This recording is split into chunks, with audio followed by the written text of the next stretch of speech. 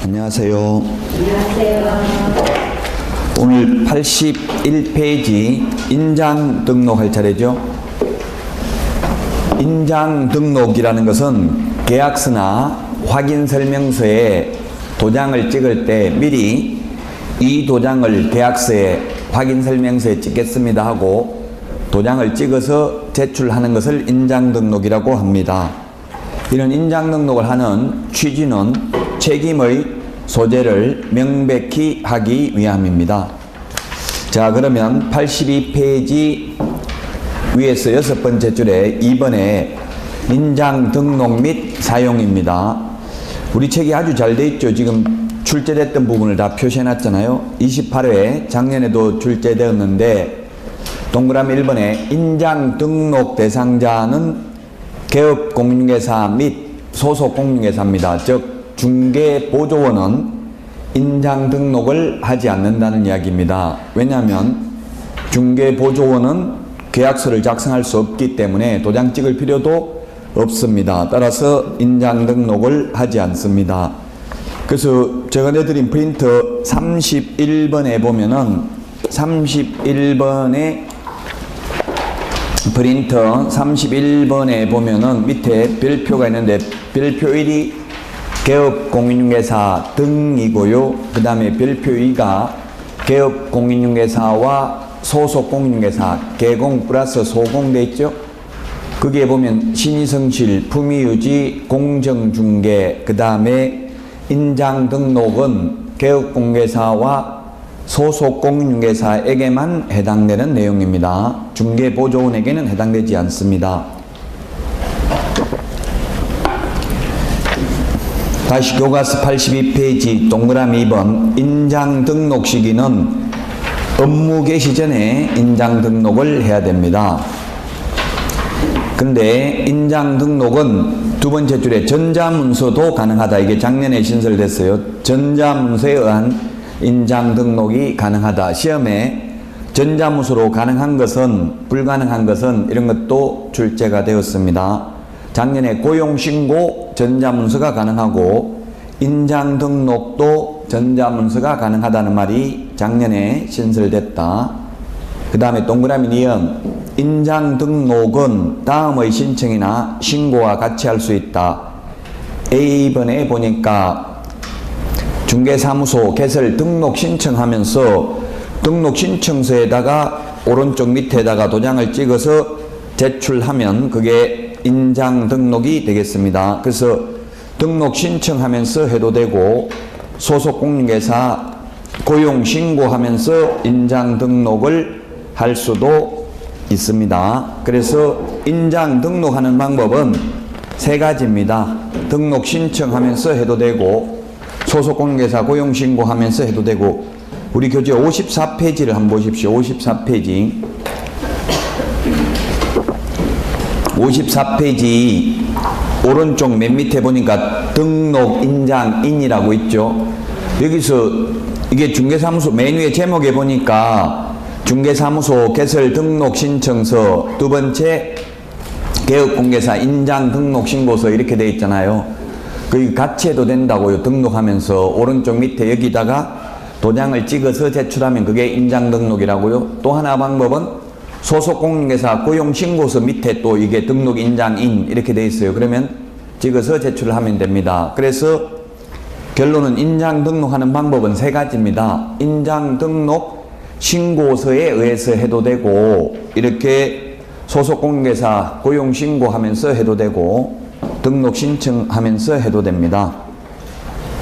동그라미 3번 82페이지입니다. 등록해야 될 인장 기억해 보면 개인인 경우에는 옛날에는 인감도장이어야만 했습니다. 인감증명법상. 그러나 지금은 꼭 인감도장일 필요는 없고 다만 가족관계 등록부나 주민등록표에 기재되어 있는 실제 성명이 나타난 인장이어야 합니다. 그래서 아바타, 닉네임, 예명, 가명은 안 되고요. 실명 도장이어야 되고 그 크기가 7mm 이상 30mm 이내입니다. 색깔 다르게 해놨죠?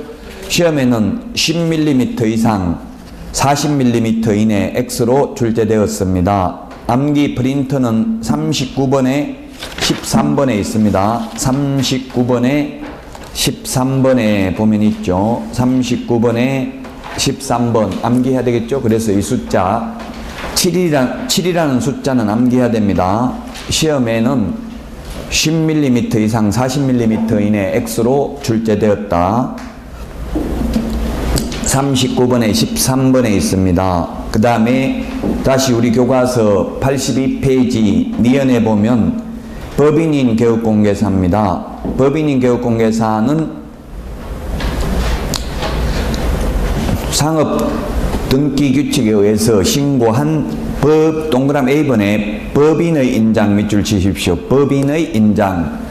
법인의 대표자 인장이어야 한다 하면 X입니다. 법인의 대표자 자연인 인장이 아니라 법인의 인장이어야 합니다. 법인의 인장이라는 말은 법인의 인감도장이어야 한다는 이야기입니다. 그 다음에 동그라미 B번에 보면 법인의 분사무소에서는 법인의 대표자가 보증하는 인장을 등록할 수 있다. 등록할 수 있다는 말은 반대로 하면 등록 안 할 수도 있고 주된 사무소 걸 가져다 쓸 수도 있다는 뜻입니다. 그 다음에 동그라미 C번은 소속공인중개사 개인의 경우에는 실명도장 7mm 이상 30mm 이내의 인장이면 되겠죠. 우리 동그라미 C번에 법인인 소속공인중개사는 인감증명법에 의한 인장을 등록해야 한다. 이거는 잘못됐네요. 10번. 인감증명법이 아니고 개인인 경우는 그냥 7mm 이상 30mm 이내의 인장이면 됩니다. 이제 인감증명법은 우리 공인중개사법에서는 모두 삭제됐습니다. 옛날에는 인감도장이어야 한다 했죠. 근데 지금은 실명도장이면 됩니다. 10번. 그래서 뒤에 인감증명법에 의한 인장은 X고요. 소속공인중개사는 소속공인중개사 개인이잖아요. 개인은 실명도장이면 돼요. 7mm 이상 30mm 이내. 이런 법조문을 확인하려면 여러분들이 스마트폰으로 법제처 국가법령정보센터 어플 다운받아 가지고 한번 검색을 해보시면 됩니다. 소속공인중개사나 개인, 어쨌든 개인은 실명도장이면 되고요. 법인은 법인 인감도장이어야 돼요. 개인이 인감도장일 필요는 없다고요. 소속공인중개사나 또는 개인교육공개사라도. 그래서 동그라미 C번은 인감증명법에 의한 인장 지우시고 7mm 이상 30mm 이내의 인장이면 됩니다.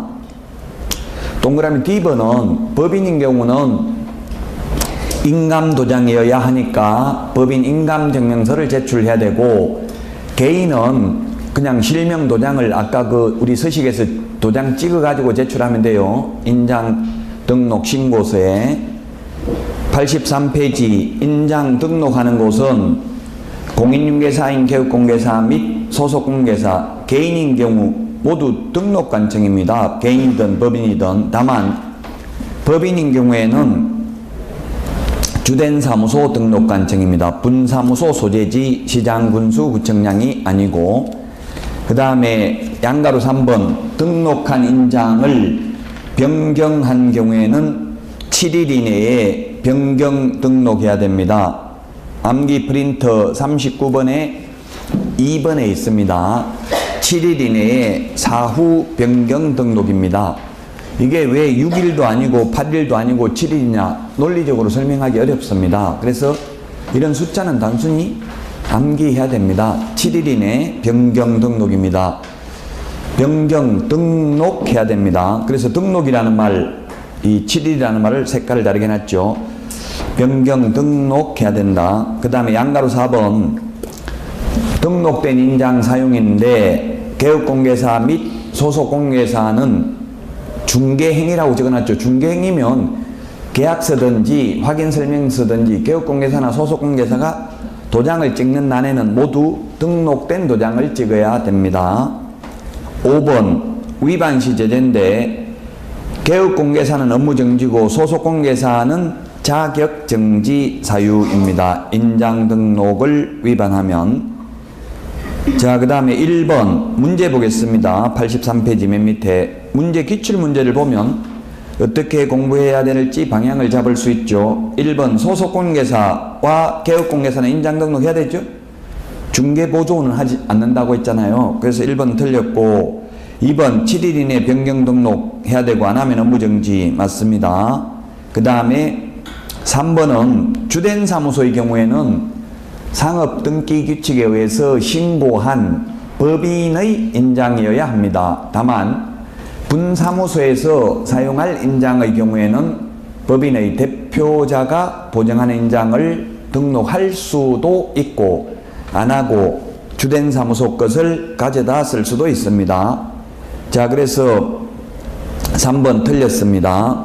4번은 법인인 개업공개사의 등록인장은 상업등기규칙에 따른 인감증명서의 제출로 가름할 수 없다 했는데, 법인인 경우는 인감도장이어야 되니까 인감증명서가 있어야 인감도장인 줄 알 수 있겠죠?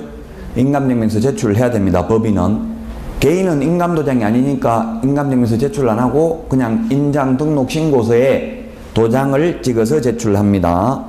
그 다음에 5번 개업공개사는 등록 신청하면서 아까 봤잖아요. 등록 신청사하고 같이 돼 있었죠? 또는 소속공개사 고용 신고하면서 같이 할 수도 있다. 그래서 인장 등록 신고하는 방법은 3가지. 등록 인장 변경 등록 신고서 서식은 1가지밖에 없습니다. 따라서 답은 2번이 되겠습니다. 인장 등록도 시험에 반드시 한 문제가 출제됩니다. 다음은 84페이지 업무 범위가 있는데 1번 업무 지역 범위, 그 다음에 85페이지 맨 위에 중개 대상물의 범위 2번, 3번 겸업 제한. 3번이 시험에 많이 나왔죠? 3번 별표하시고요. 3번이 거의 해마다 시험에 출제됩니다. 자, 그러면 업무 범위 먼저 지역 범위가 있었습니다. 업무 지역 범위. 업무 지역 범위가 있었는데 이건 그렇게 중요하잖아요. 소위 중개인이라는 말이 나오는 것은 크게 중요하진 않다고 했습니다. 개업공개사의 종류가 3개가 있다. 법인, 공인중개사, 그 다음에 법 7638호 부칙 제6조 2항의 규정에 의해서 등록을 한 것으로 보는 자를 편의상 중개인이라고 부르겠다 했습니다. 자격증 없는 분입니다. 그래서 법인은 회사입니다. 회사. 전국입니다. 자격증을 취득하신 분은 전국이고 자격증이 없는 분은 원칙이 시도고요. 그 다음에 예외 중개인도 부동산 거래 정보망에 가입하고 그 가입한 정보망에 공개된 물건에 한하여 그 정보망을 이용하여 중개 행위를 하는 경우에는 업무지역 바깥에 있는 것도 할 수 있습니다. 우리나라에 지금 정보망이 실제 운영되는 것은 한방 하나밖에 없습니다. 직방, 다방 이런 말 들어봤죠? 한방이라고 치보면 한방이 이원화되어 있어요. 지금 스마트폰 어플리케이션은 일반 국민들이 볼 수 있도록 되어 있고요. PC 버전에 보면은 개업공개사들끼리만 물건을 매물을 올릴 수 있어요. 그래서 이거는 직거래 사이트가 아니라고요. 직방, 다방 이런 것들은 직거래 사이트죠. 그건 정보망이 아니에요. 정보망은 아직 공부 안 했지만 나중에 나오는데 개업 공인중개사들끼리만 정보를 볼 수 있는 것을 부동산 거래 정보망이라고 하는데 현재 하나밖에 없어요. 한방. 나머지는 다 지정받지 아니한 사설 정보망입니다. 자, 이런 업무지역 범위를 소위 중개인이 위반했을 때에는 6월 이하의 업무정지 사유에 해당이 됩니다. 두 번째, 중개 대상물의 범위. 중개 대상물 범위는 시험에 거의 안 나옵니다. 토지, 건축물, 임목, 공장재단, 광업재단이 있는데 중개상물 차이가 없습니다.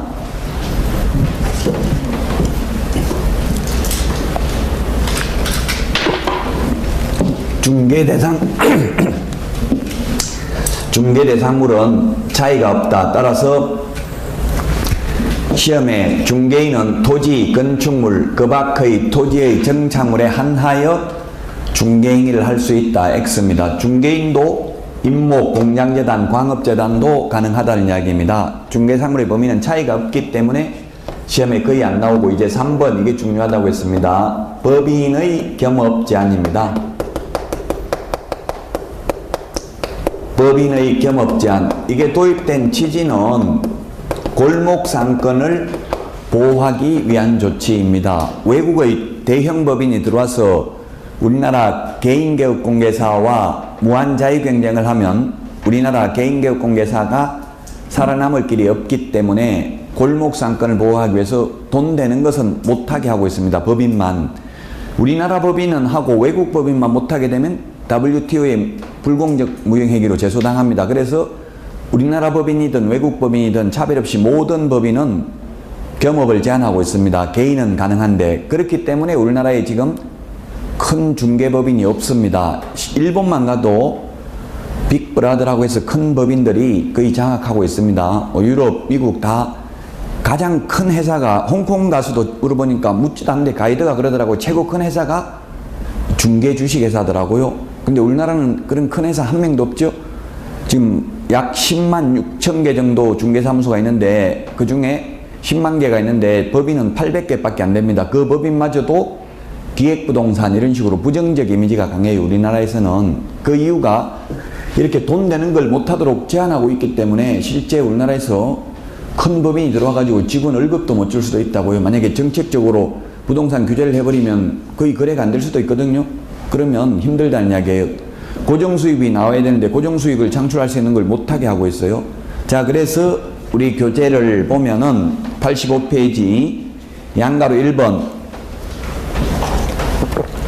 개인개업공개사와 부칙에 의한 개업공개사 부칙 7638호 부칙 제6조 2항의 규정에 의해서 등록을 한 것으로 보는 자 85페이지 위에서 6번째 줄 양가로 1번입니다. 이걸 한마디로 말하면 개인인 개업공개사인데 개인은 탑법에서 파란 글씨만 보면 돼요. 파란 글씨. 탑법에서 규제하지 않는 한 겸업제한이 없다고요. 개인은.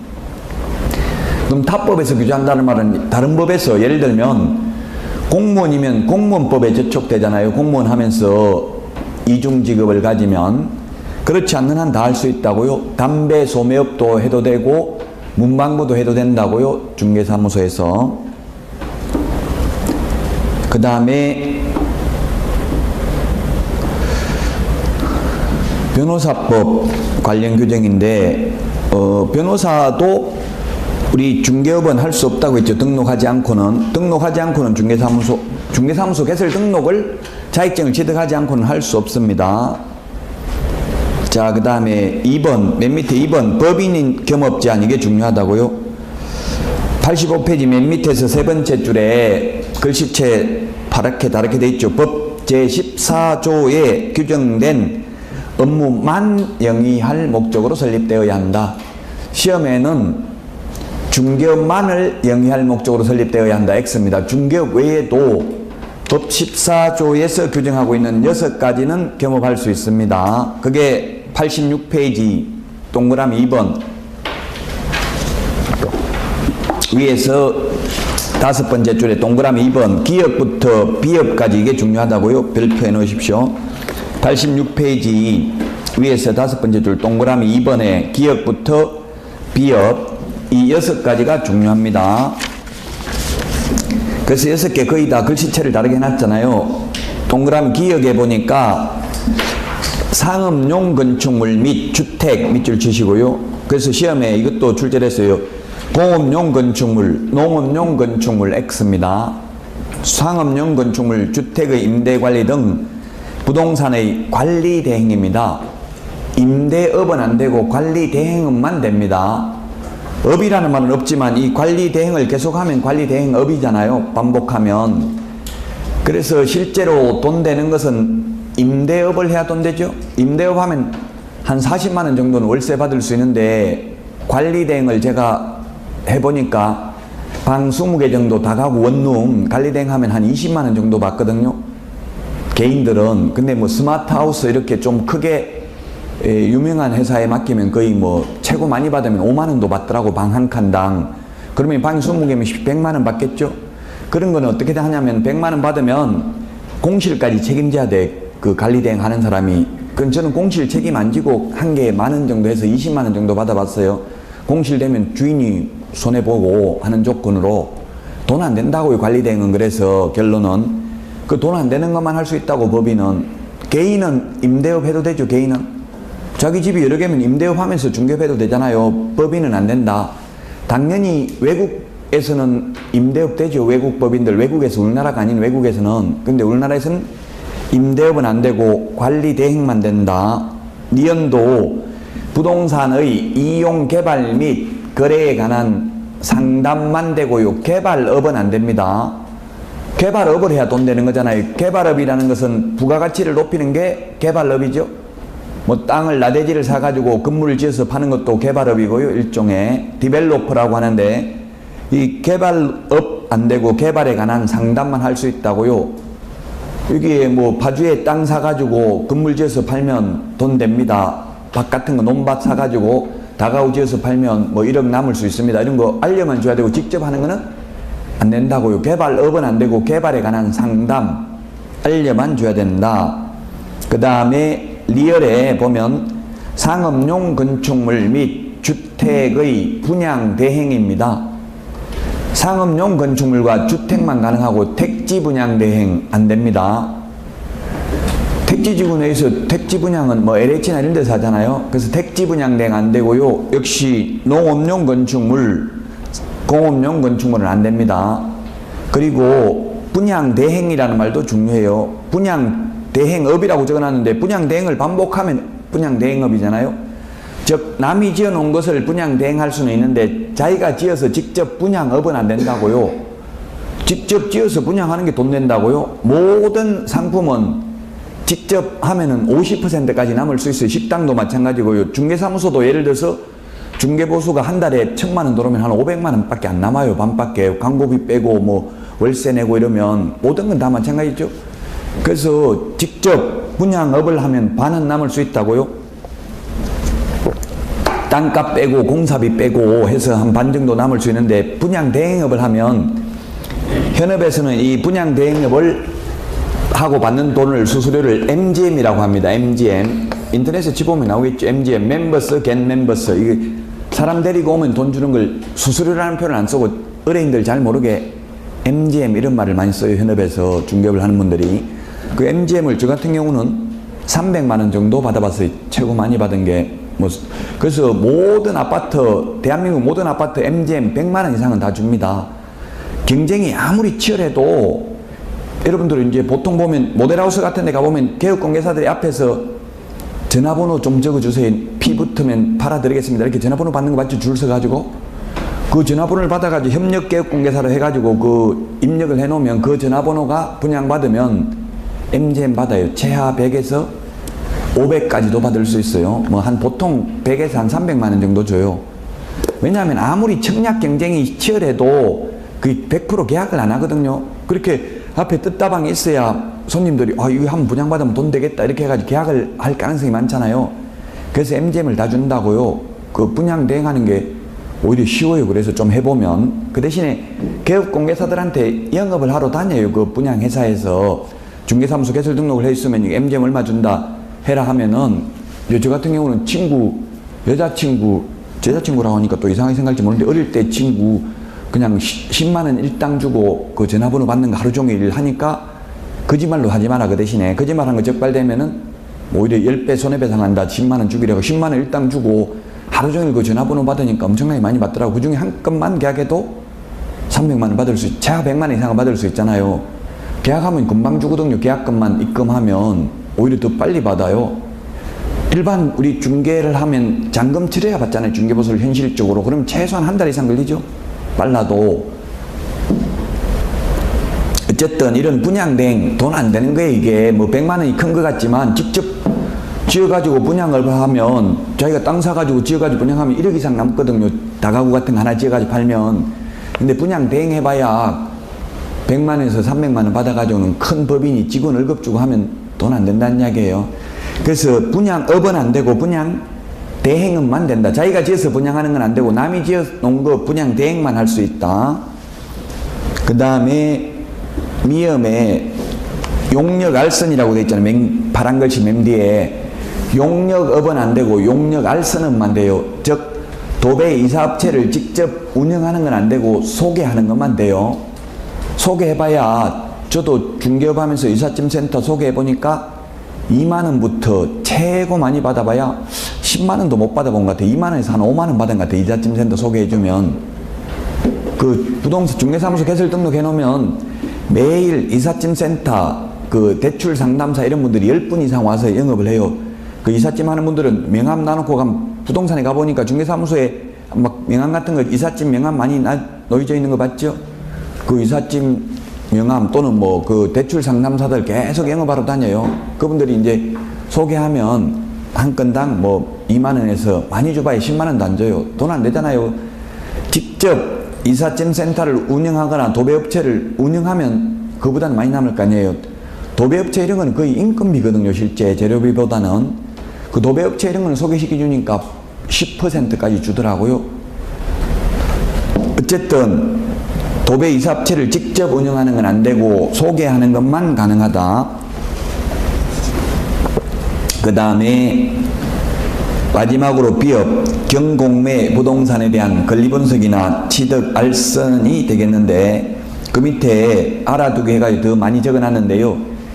이 중에서 민사집행법에 의한 경매 부동산에 대한 매수 신청 대리나 입찰 대리를 하려면 매수 신청 대리인 등록을 하고 그 지도 감독을 받아야 됩니다. 지방법원장에게. 그렇다면 반대 해석을 하면 한국자산관리공사 공매 입찰 대리만 하려면 매수 신청 대리인 등록을 안 해도 된다는 이야기입니다. 그리고 권리분석이나 취득 알선만 하려고 하더라도 매수 신청 대리인 등록 안 해도 됩니다.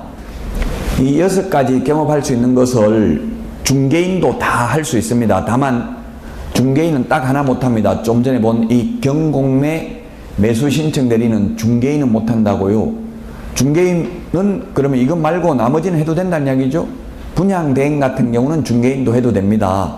다른 것은 이 6가지 경험하는 것 중에서 다른 거는 별로 법률적 지식이 필요 없어요. 그래서 자격증을 취득하지 아니한 소위 중개인도 할 수 있다고요.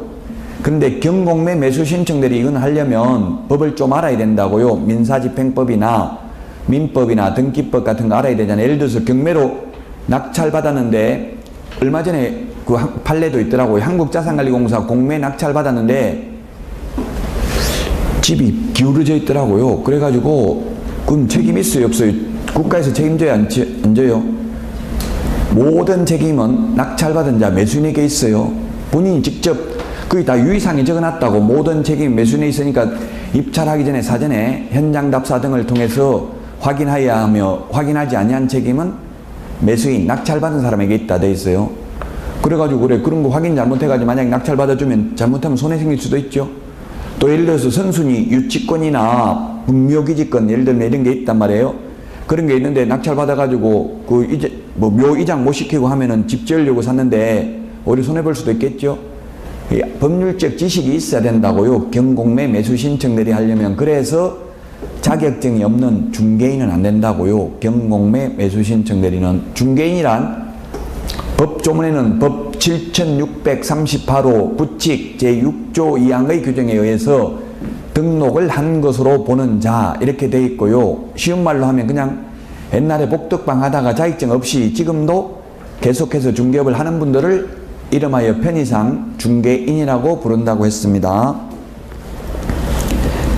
자, 그 다음에 87페이지인데 87페이지 하기 전에 이런 겸업을 하고 받는 수수료는 중개보수가 아닙니다. 이삿짐센터 알선하고 받는 돈은 중개보수가 아니라고요. 그래서 분양대행하고 받는 MGM 500을 받던 2000을 받던 공인중개사법 위반 아니라고요. 왜? 중개가 아니니까 중개보수도 아니에요.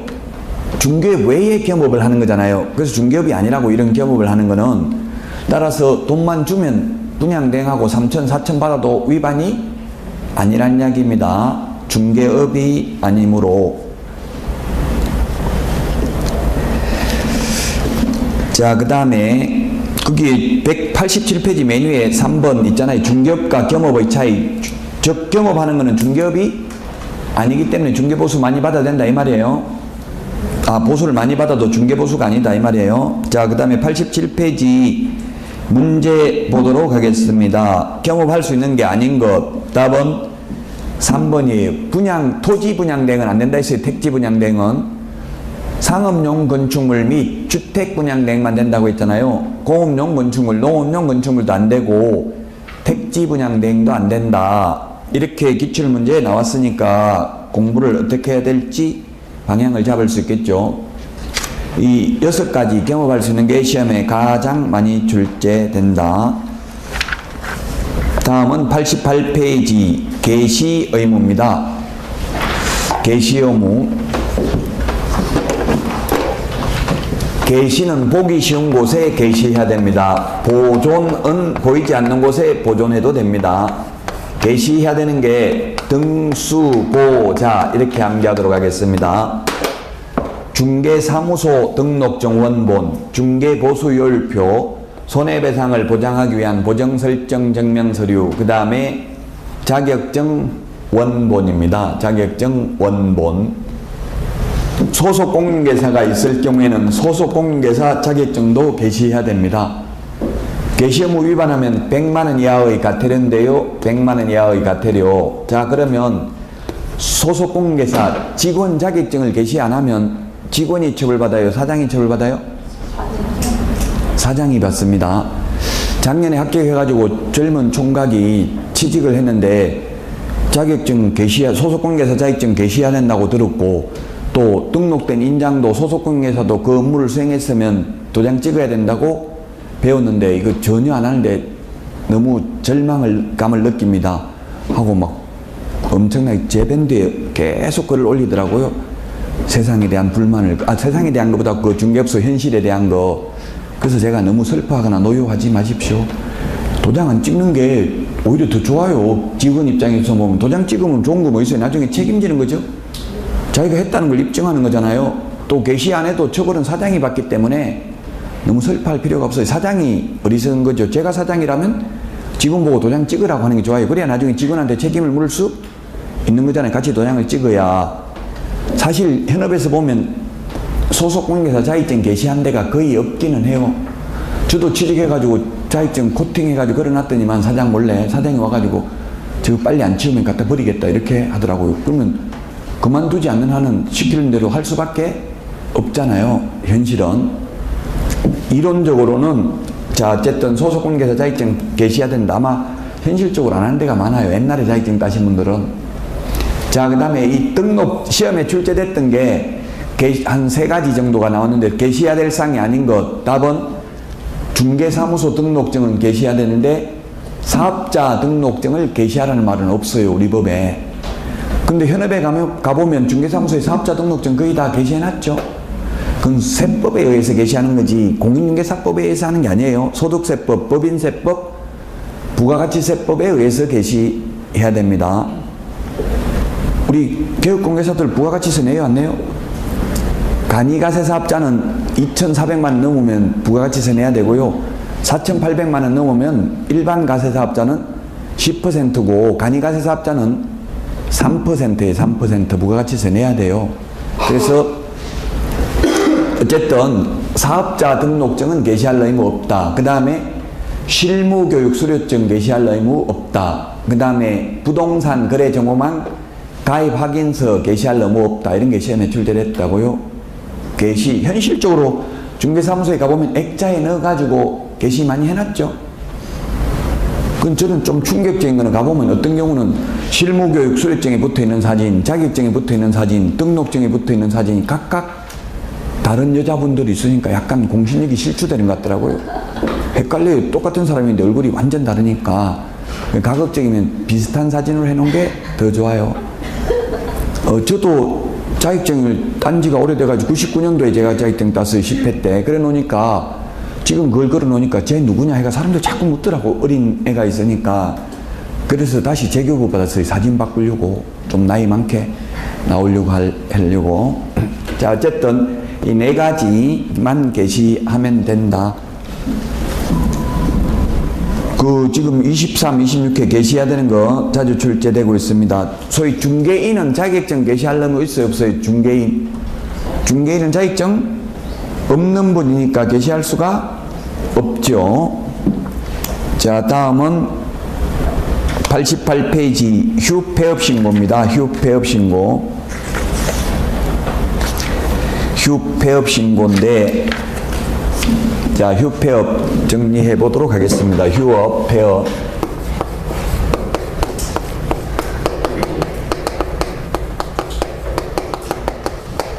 그럼 그냥 법 보기 전에 현실적으로 휴업을 하는 사람이 있겠어요, 없겠어요? 현실적으로는 휴업하는 사람이 거의 없습니다. 뭐 극소수 특이한 사람 한 명 있을지 몰라도. 왜냐면 휴업을 해도 업무를 안 해도 월세 내야 되잖아요.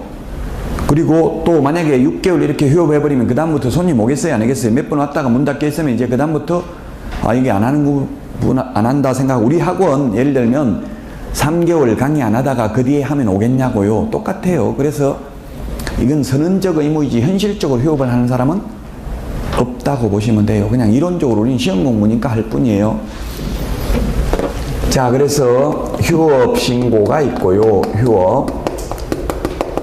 근데 왜 이런 선언적 의무를 두고 있냐 하면은 장기간 폐업을 한 사람이나 또는 휴업을 장기간 하는 사람, 폐업은 상관없는데 장기간 휴업을 하는 사람은 등록을 취소할 수 있도록 해서 개업공개사 통계는 지어야 되잖아요. 통계가 왜곡되잖아요. 계속 문 닫고 있는데 개업공개사로 잡혀 있으니까. 그래서 선언적 의무를 두고 있을 뿐입니다. 자, 그 다음에 재개신고, 변경신고 세 가지가 있습니다. 이게 아마도 그 51번 프린터, 제가 암기해드린 프린터, 이게 27번에 있는지 한번 보세요. 27, 28, 29, 30에 있나요? 50, 암기사항 51번. 있어요? 27, 28, 29, 30까지? 예, 거기 보고, 필기 안 해도 그거 보고 거기다 체크하시면 될 거예요. 자, 그러면 휴폐업 신고는 등록증을 반납해야 됩니다. 업무정지는 등록증을 반납 안 하는데, 제출 안 하는데, 휴폐업은 이제 업무 안 할 거니까 등록증을 반납해야 됩니다. 당연히 사본이 아니고 원본을 반납해야 되겠죠. 사본인지 원본인지 아무 말이 없으면 그건 원본입니다. 사본은 반드시 사본이라고 해야 되죠. 우리가 진짜를 말할 때는, 참말을 할 때는 말 안 해도, 이거 진짜다 이런 말 안 해도 되는데, 거짓말 할 때는 농담이다, 아니면 하고 나서라도 이건 사실은 농담했다 이렇게 말해줘야 되죠. 그래서 사본은 반드시 사본이라 해야 되지만 원본은 원본이라는 말 없어도 그게 원본입니다. 그 자체가. 원본 반납해야 됩니다. 그 다음에 반납을 하러 가야 되니까 방문 신고만 가능합니다. 방문 신고만. 즉 전자문서는 안 됩니다. 그런데 재개신고, 변경신고는 등록증 미반납입니다. 등록증 미반납입니다. 등록증을 반납할 수가 없죠. 왜냐하면 이미 반납된 상태에서 이제 업무를 재개하겠다고 신고하는 거잖아요. 반납했는데 또 반납할 수는 없죠. 그래서 반납하러 갈 필요가 없기 때문에 방문 신고도 가능하지만 전자문서도 가능하다. 전자문서도 가능하다. 이 네 가지 신고는 모두 미리 신고해야 됩니다. 좀 전에 등록된 인장, 변경 등록은 미리 하는 게 아니라 사후 7일이네 했죠. 근데 이거는 미리 휴업 신고를 해야 됩니다. 휴업은 무조건 신고를 하는 게 아니라 3월 초과해서 휴업하는 경우만 신고합니다. 따라서 2개월이나 또는 3개월만 딱 휴업하려면 신고할 필요가 없습니다. 3월 초과입니다. 초과 미만은 그 숫자 제외, 이상 이하는 그 숫자 포함입니다. 초등학교 6학년 1학기 수학책에 있는데 공법 시험에도 이게 이상 초과가지고 시험에 나온 게 있어요. 예를 들면 주말 체험 용농은 1000제곱미터 미만입니다. 미만이니까 1000제곱미터도 안 돼요. 999만 된다고 1000은 안 되고 미만이니까 3월 초과 휴업하고자 하는 경우만 신고합니다. 한 번 신고하면 6개월간 휴업할 수 있습니다. 6개월간 휴업할 수 있다. 자, 그러면 재개신고는 등록증을 반납했기 때문에 업무를 하려면 돌려받아야 되거든요. 그래서 재개신고를 해야 됩니다. 즉 업무 정지를 당한 경우에는 등록증을 반납하지 않습니다. 등록증을 반납하지 아니한 경우에는 업무 정지 끝나면 그냥 업무하면 돼요. 업무 재개신고 안 해도 돼요. 근데 이거는 재개신고를 받은 등록관청은 반납받은 등록증을 즉시 반환해야 된다. 돌려줘야 된다고요. 자, 그 다음에 변경신고인데, 변경은 원칙은 6월을 초과할 수 없는데 부득이한 사유가 있으면 6월을 초과할 수도 있습니다. 그 부득이한 사유가 뭐냐면 취학, 학교 가는 거. 공법에서도 보면 다 이게 전매 제한 이런 거 전부 안 되는데 취학 이런 거는 다 가능해요. 뭐 직장 이런 거 옮기는 경우. 근데 우리도 마찬가지 취학, 질병으로 인한 요양, 징집으로 인한 입영 등 부득이한 사유가 있는 경우에는 미리 휴업기간 변경 신고하면 6월을 초과할 수도 있습니다. 부득이한 사유가 있어야 됩니다. 그 다음에 6월 초과인데 6월 초과 무단 휴업만 임의적 취소입니다. 벌칙이 제재가 임의적 취소, 임치라는 말은 취소할 수 있다는 이야기입니다. 등록을 취소할 수 있다는 뜻이고요. 그 외에 나머지 3월 초과 무단 휴업, 폐업신고, 재개신고, 변경신고 위반은 모두 100만원 이하의 과태료 대상이 되겠습니다. 100만원 이하의 과태료 대상이다. 전부 다 했습니다. 우리 교재에 있는 거. 그러면 90페이지 문제를 보면은 옳지 않는 것은 했는데 제가 말하지 않은 게 답이네요. 답은 4번입니다. 4번. 옛날에는 이게 사망을 하면 세대를 같이 하는 자가 폐업신고를 해야만 했습니다. 옛날에는. 그런데 지금은 사실상 옛날에 그러면 사망을 한 경우 세대를 같이 하는 자가 폐업신고를 하라고 돼 있었는데 옛날 규정에 그 세대를 같이 하는 자가 공인중개사법 공부했어요? 안 했어요? 안 했기 때문에 아무도 몰랐다 하고 하는 사람이 한 명도 없겠죠? 상속받을 거나 챙기지 이거 폐업신고 하는 사람 없을 거 아니에요. 그래서 지금은 폐지되고 그냥 사망하면 등록을 취소하여야 합니다. 그래서 제가 국토부에 불안해서 못 죽겠다. 나 죽고 없으면 폐업신고도 안 할 거고 이렇게 질의를 했더니만 걱정하지 말고 죽으면 동사무소에 한 달 안에 사망하면 사망신고를 해야 된답니다. 30일인지 한 달인지 모르겠는데 그러면 그 행정전산망에 의해서 사망한 걸 알고 등록 취소할 테니까 신경 쓰지 말라라고 하더라고요. 이제는 폐업신고 안 하고 등록을 취소합니다. 사망하면. 그래서 폐업신고 세대를 같이 한 자가 할 필요 없습니다. 따라서 4번이 정답이 되겠습니다. 그 다음에 91번 간판 철거 7번 간판 철거까지 하고 쉬었다가 하겠습니다. 옛날에는 간판 철거 규정이 없다가 최근에 신설됐습니다. 간판 철거해야 되는 건 딱 3가지밖에 없습니다. 사무소 이전 신고, 그 다음에 스스로 폐업을 한 경우, 그 다음에 등록 취소된 경우 이 3개만 간판을 철거해야 됩니다. 자, 그러면 결론은 휴업이나 그 다음에 업무 정지는 간판 철거할 의무가 없다는 이야기입니다. 휴업이나 업무 정지는 간판 철거할 의무가 없다. 휴업이나 업무 정지는 휴업하고 업무 정지는 길어야 6개월이잖아요. 6개월 있다가 업무할 건데 간판 뗐다가 다시 붙이고 하려면 100만 원 이상 들어요. 간판 차가 와가지고 뭐 싣고 와서 붙이고 떼고 하면. 그러니까 이거는 이전을 했다는 건 더 이상 돌아올 생각 없으니까 옮긴 거죠. 그 현실적으로는 어떻게 해요? 사무소 이전하면 대부분 권리금 받고 넘기잖아요. 옛날 사무소는. 근데 제가 이거 간판 안 떼고 이사하는 거 봤어요. 어떤 경우냐면 2층에 있다가 망해가지고 다른 데로 옮기는 경우, 이런 경우는 간판 떼려면 또 돈 들잖아요. 그러니까 그냥 오래된 간판 그대로 놔놓고 가는 거 봤거든요. 그런 것 때문에 이런 규정을 두고 있고요. 만약 간판 철거 안 하면 업무정지나 과태료 받는다 안 받는다? 아무런 처벌 규정 없습니다. 다만 행정대집행법에 의해서 대집행합니다. 행정대집행법에 의해서 대집행한다.